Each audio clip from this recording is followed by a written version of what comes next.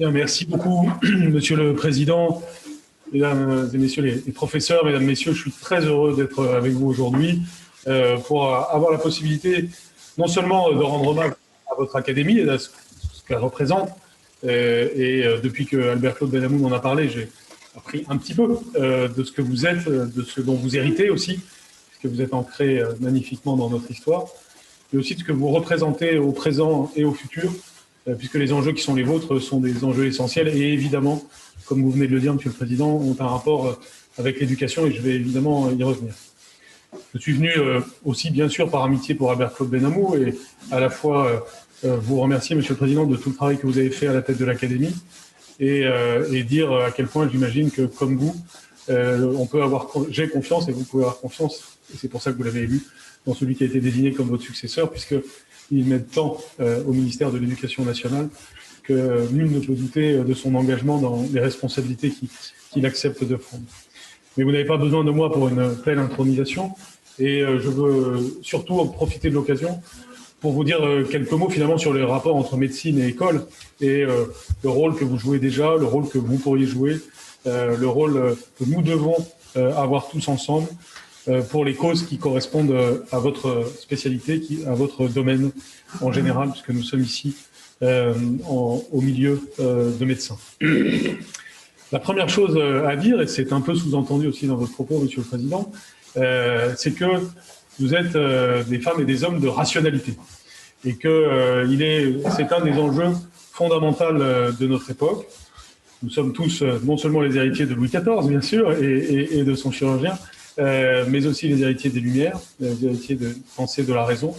La science éclaire l'école, et l'école, évidemment, fait progresser par la formation, et ensuite, à l'âge de l'université, par la recherche, la science. Il y a un rapport intime entre les deux. Et lorsque je suis arrivé à la tête de l'éducation nationale, il y a deux formules que j'ai utilisées, qui ne sont pas spécialement esthétiques d'ailleurs, mais qui veulent bien dire ce qu'elles veulent dire. La première, c'était, j'ai dit, il faut re-scientificiser l'école. Et nous avons créé un conseil scientifique de l'éducation nationale pour réunir des chercheurs de différents horizons, de sciences cognitives notamment, mais pas seulement, de façon à avoir une matrice de réflexion pour les politiques publiques que nous menons. Exemple typique, les méthodes de lecture, ou autre exemple, les évaluations que nous faisons en début de CP, de CE1 ou de 6e, qui sont inspirées des meilleures méthodes mondiales grâce à ce conseil scientifique. Et puis j'ai dit symétriquement, nous devons républicaniser l'éducation nationale. Nous avons créé le Conseil des sages de la laïcité. Dans le premier conseil, c'est Stanislas Dehaene qui a bien voulu devenir le président, et dans le second, c'est Madame Dominique Schnapper qui est devenue la présidente. Et au fond, là, on n'était plus sur le sujet des valeurs de la République, mais chacun voit bien la complémentarité entre les deux. La République est fille de la pensée des Lumières, et les sciences ont une sororité avec la République. Et l'école de la République n'est plus elle-même quand elle s'éloigne de l'idée républicaine. Et l'école de la République ne peut pas être elle-même si elle n'est pas l'école de la science, entendue au sens le plus large du terme. Et nous devons être évidemment aujourd'hui extrêmement attentifs à cette double dimension qui en réalité n'en fait qu'une, parce que la pensée des Lumières n'est pas inscrite dans une certitude d'évolution toujours positive dans notre histoire. Peut-être que nous pensions cela il y a quelques décennies, peut-être que nous pensions que la démocratie s'imposerait partout dans le monde, peut-être que nous pensions que la science avançait sans embûches.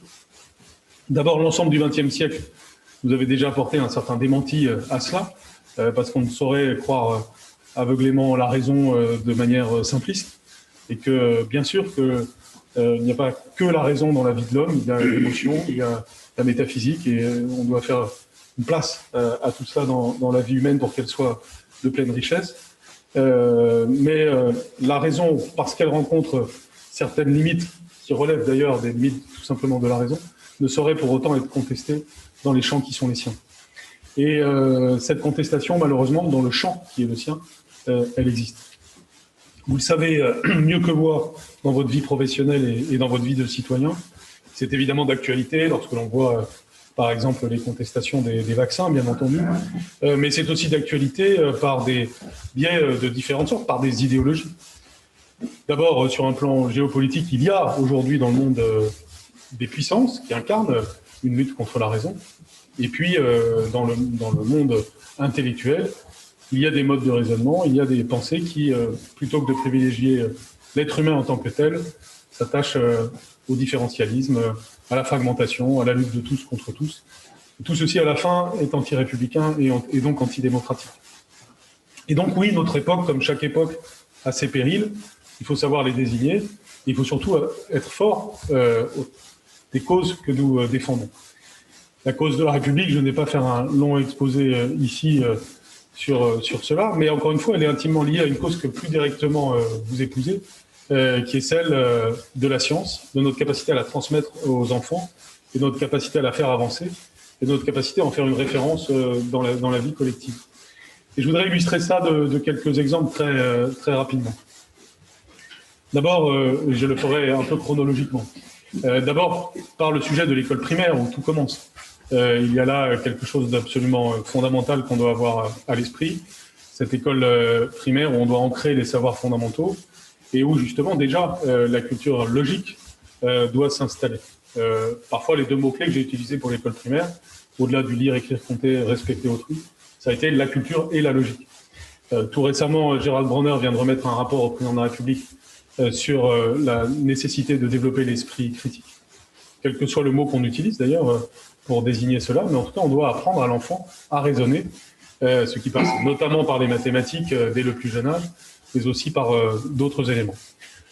Sur ce point, je voudrais, là aussi le temps me manque, mais simplement vous envoyer un message, parce qu'il y a des articles, des commentaires pour dire que les mathématiques seraient en train de choir toujours plus en France. Et je veux vraiment m'inscrire en faux face à cette affirmation. Oui, il y a une chute du niveau mathématique en France depuis plusieurs décennies. C'est tout à fait incontestable et les études internationales et d'autres le démontrent. Mais oui, nous avons opéré un début de rebond sur le sujet. Et je suis extrêmement affirmatif sur ce point, même si je parle de choses qui sont au début de leur processus et qu'évidemment, beaucoup reste à confirmer. D'abord parce que nous avons un plan mathématique qui a été inspiré par le rapport Villani-Torossian, qui a un impact notamment à l'école primaire pour mieux former les professeurs des écoles à enseigner les mathématiques. Je vous passe tous les détails, mais ceux qui ont envie d'approfondir pourront le regarder. Ensuite, nous avons une évaluation des performances des élèves, au début de CP, de CE1 et de 6e, qui nous permet d'avoir une idée assez claire de l'évolution du niveau de mathématiques de chaque enfant de France à ces âges-là, y compris en seconde.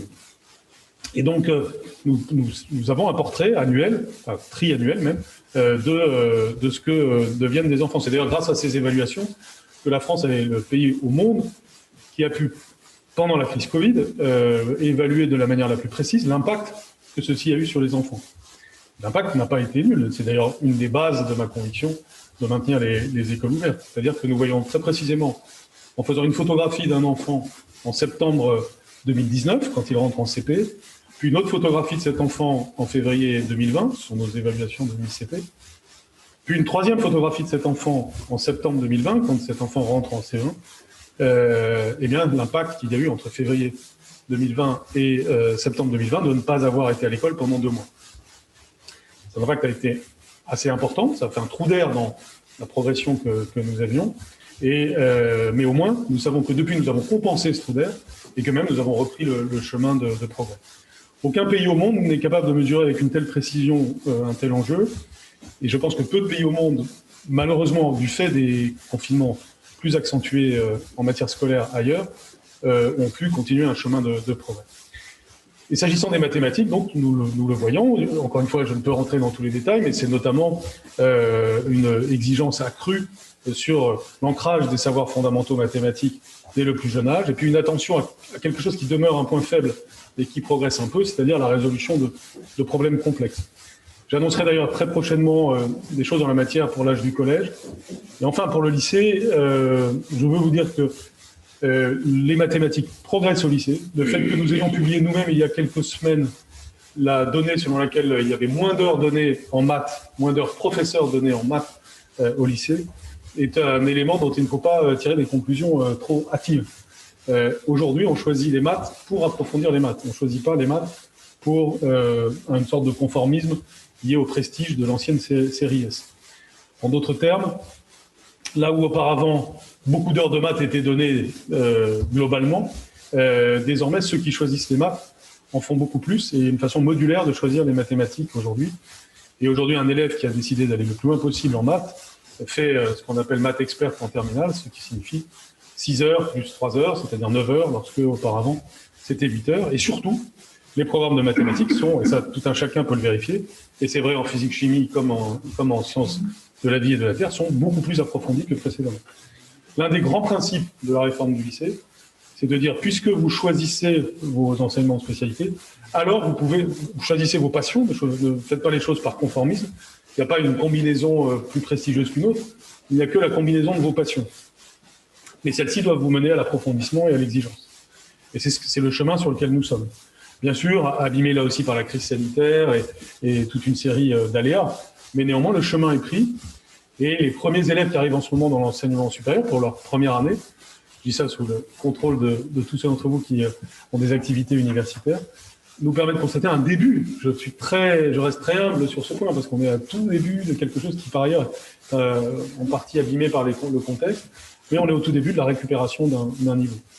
Est-ce que ça veut dire qu'on a renoncé à une ambition de culture générale mathématique au service d'une vision qui serait en quelque sorte élitiste pour simplement ceux qui choisissent les mathématiques? Ça n'est pas vrai non plus.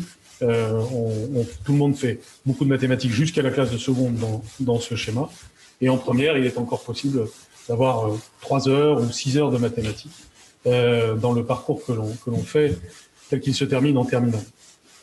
Ce serait là aussi trop long de faire un vaste exposé, mais ce que je viens de dire sur les mathématiques vaut aussi pour les sciences en général, et tout particulièrement sciences de la vie et de la Terre qui vous concernent tant.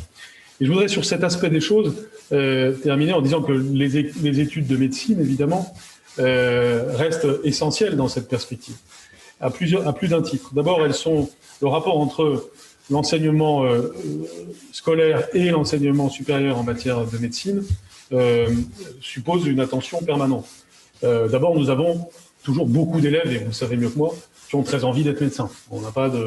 Il y a d'autres domaines dans lesquels je pourrais dire qu'il y a un problème. Celui-là n'en est pas un.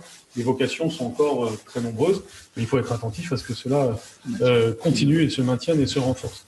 Ce qui suppose un travail en matière d'information et d'orientation. Voilà encore un sujet sur lequel d'ailleurs Albert-Claude Benamou s'est beaucoup impliqué, et je l'en remercie.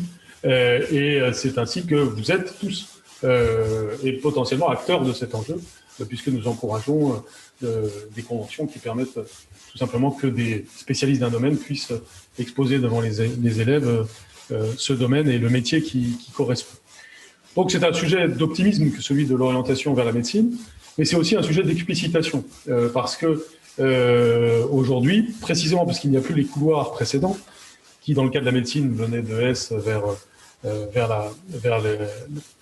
les études de médecine, aujourd'hui plusieurs combinaisons sont possibles, mais c'est une responsabilisation des universités qui se réalise ce faisant. C'est-à-dire que c'est à l'université d'envoyer le signal en prenant en compte ce que la réforme du bac peut apporter. C'est ainsi, on le sait, que de nombreuses facultés de médecine ont indiqué qu'il n'y avait pas une seule combinaison pour faire médecine, mais que plusieurs étaient possibles, et que plusieurs facultés de médecine ont fait droit même à ce qu'il y ait une part de sciences humaines et sociales dans le parcours de l'élève, dès lors qu'on compense certaines choses en arrivant à l'université. Mais au moins, il y a plus de lucidité, il y a plus d'explicitation, et on amène l'élève à se poser de bonnes questions avant d'arriver en médecine, quant au niveau qui est attendu, quant au parcours qu'il faut avoir fait. Il ne faut pas avoir fait n'importe quel parcours, pas pour autant qu'il faut avoir fait un seul parcours, même si certains parcours, évidemment, sont privilégiés et que certaines disciplines sont évidemment incontournables. Donc on est au milieu d'une métamorphose, et cette métamorphose prendra le meilleur des tours si les acteurs que vous êtes, et au travers de vous, l'ensemble du monde des facultés de médecine, prend à bras-le-corps non seulement la réforme des études de médecine en tant que telle, mais aussi la réforme Parcoursup et l'ensemble des enjeux de la réforme du baccalauréat et des enjeux de la réforme de l'information et de l'orientation des élèves. Et cette responsabilisation est essentielle. Je ne saurais m'exprimer devant vous sans aborder la question de la santé des élèves et de ce que nous faisons aussi pour les enfants malades et pour les enfants en situation de handicap. Là aussi, sans vous faire un long exposé, ce serait beaucoup trop long, mais c'est aussi, il se trouve, un sujet sur lequel Albert-Claude Benamou est investi, et je sais plusieurs d'entre vous, et ma venue aujourd'hui, c'est aussi pour vous manifester l'ouverture maximale de votre engagement en la matière. D'abord, nous avons évidemment un sujet en matière de santé scolaire qui reste un point faible du système scolaire français, incontestablement, et très certainement un sujet de réforme nouvelle pour le quinquennat qui viendra, selon les responsables qu'il y aura à ce moment-là. Mais tout le monde doit faire le constat des difficultés de la médecine scolaire liées à des tendances lourdes des dernières années, que ce soit en matière de démographie médicale dans ce domaine comme dans d'autres, ou plus généralement dans le domaine de l'organisation. Même si nous avons pris déjà de premières mesures, notamment salariales d'ailleurs, qui permettent de rendre plus attractif le poste de médecin scolaire, nous avons d'autres choses à faire, de partenariats renforcés et de musculation de notre capacité à assurer un suivi de la santé des enfants. Là aussi, je n'approfondis pas davantage, mais il y a là clairement un chemin nécessaire, d'autant plus que la crise sanitaire a mis en lumière nos forces et nos faiblesses en ces matières. Ça ne nous a pas empêché de faire des campagnes de vaccination réussies. Dans l'enseignement secondaire, on est un des pays qui a le plus vacciné les 12-17 ans, grâce à pas parce que la médecine scolaire aurait tout fait, mais parce qu'on a su travailler entre médecine scolaire et médecine non scolaire, ce qui montre que sur d'autres sujets, de telles coopérations peuvent être très fructueuses, mais aussi parce qu'on a eu du volontarisme en la matière, et là aussi c'est la démonstration que c'est possible. J'ai pris l'engagement qu'on l'on soit efficace en matière de visite médicale des enfants entre 3 et 6 ans. Là aussi, c'est un enjeu de santé et un enjeu social absolument fondamental, sur lequel nous avons progressé, mais sur lequel on doit se donner toujours plus les moyens de réussir. Nous avons un sujet spécifique avec les enfants malades, et nous avons, avec Albert-Claude Benamou, réalisé une opération dont nous sommes assez fiers, que nous avons menée avec Brigitte Macron, et vous la connaissez sans doute, je ne doute pas qu'il vous en a parlé. Cette opération que nous avons appelée « Jamais sans ma classe » permet, avec des robots présentiels que nous appelons Teddy, qu'un enfant malade puisse suivre sa classe depuis son lit d'hôpital ou de sa chambre médicalisée à la maison. C'est une petite révolution extrêmement importante, c'est extrêmement émouvant et rassurant de voir les effets d'une telle innovation, qui au passage est d'ailleurs aussi une innovation industrielle, puisque il y a 4000 robots qui sont commandés, fabriqués en France, et qui d'ailleurs, je l'espère, pourront avoir un rayonnement au-delà de nos frontières. Et ces robots de dimensions différentes, d'usages différents, bien aujourd'hui commencent à se déployer. On doit être à 1500 robots actuellement, et c'est en regardant Albert-Claude Benamou qui suit ça au quotidien, et permettent vraiment à des enfants de ne pas décrocher de l'école, avec des vertus évidemment en matière d'apprentissage pour eux, mais aussi des vertus morales, psychologiques, dont vous n'ignorez pas l'importance, et dont on peut considérer que parfois elles participent à la guérison des enfants. C'est évidemment extrêmement souhaitable et donc doublement souhaitable. Et puis, les enjeux de santé nous renvoient aussi à un sujet qui malheureusement a été d'actualité le week-end dernier, c'est-à-dire celui de l'école inclusive. La France a pris un chemin volontariste à partir des années 2000 sur le sujet. La cause en elle-même ne devrait plus être discutée. Les vertus de l'école inclusive sont bien connues, y compris pour les élèves qui n'ont pas un handicap. Maintenant, c'est important de toujours regarder les modalités pour que ceci soit réussi. Et je crois que là aussi, beaucoup de choses ont été accomplies depuis 2017. Nous avons multiplié les accompagnants. On en a créé 32 000 de plus depuis 2017. Ils étaient tous des contrats aidés il y a 4 ans, c'est-à-dire des personnes avec des contrats très précaires. Désormais, ils sont tous en CDD ou en CDI. J'aurai d'ailleurs une proposition de loi à discuter demain sur le banc de l'Assemblée pour leur donner encore plus de force. Ils ont une grille indiciaire, une formation, des sujets d'ailleurs sur lesquels, celui de la formation, vous pouvez le cas échéant avoir un rôle. Et là aussi, c'est un sujet d'investissement pour le professeur Benamou. Cette question de la réussite de l'école inclusive par la qualité de ce qui se passe à l'école est essentielle. Et là aussi, on a un sujet de coopération entre le médico-social et l'école, sujet qui peut encore très nettement progresser. Alors, je voudrais terminer d'abord en vous remerciant de m'avoir invité. Je suis très honoré d'être en votre présence. Je sais la somme de connaissances et de sagesse que vous représentez par votre assemblée, et la somme d'engagement aussi, parce que participer à une telle académie signifie quelque chose. Je suis toujours très admiratif de cela. Et je le pense et le dis pour chaque académie qui existe d'ailleurs. C'est pourquoi j'ai par exemple toujours favorisé un arrimage important entre l'éducation nationale et les académies de l'Institut de France. Donc, vous remercier de cet échange qui est possible, de ma présence possible aujourd'hui, et vous dire que là où vous êtes, partout où vous êtes, et avec cette nouvelle étape dans la vie de l'Académie qui commence aujourd'hui, vous devez être pleinement conscient que l'éducation nationale, loin d'être une forteresse, est une maison ouverte. Et une maison ouverte d'abord et avant tout à la science et à ce que j'appellerais le bon esprit. Nous avons besoin des deux. Je dis qu'il n'y a pas que la rationalité. On a besoin du bon esprit. Je ne sais pas si le bon esprit, ça relève de la rationalité, mais en tout cas, ce que vous êtes manifeste le bon esprit. Et aujourd'hui, ce que nous avons à faire vaincre dans le débat public comme dans la vie de l'école, c'est, je crois, ce qu'on peut appeler le bon esprit. Je vous remercie.